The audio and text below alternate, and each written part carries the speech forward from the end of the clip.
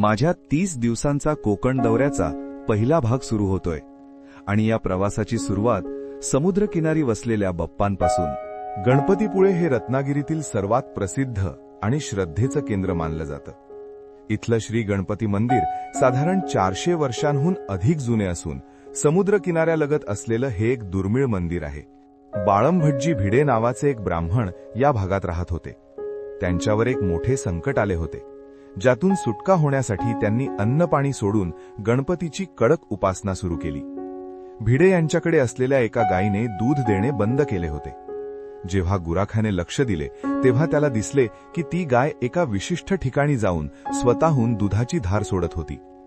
जेव्हा तो भाग स्वच्छ करण्यात आला तेव्हा तिथे भिडे यांना तीच स्वयंभू गणेश मूर्ती सापडली जी त्यांनी स्वप्नात पाहिली होती।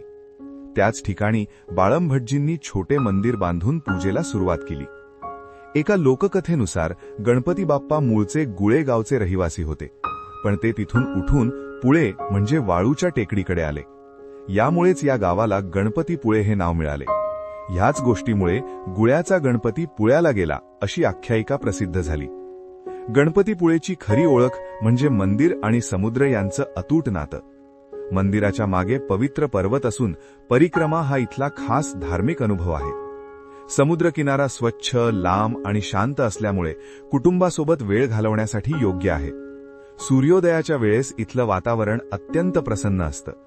धार्मिक पर्यटनाबरोबरच निसर्गप्रेमींनाही हे ठिकाण आकर्षित करतं। इथं मंदिर आहे, समुद्र आहे आणि श्रद्धेची एक अखंड परिक्रमा आहे।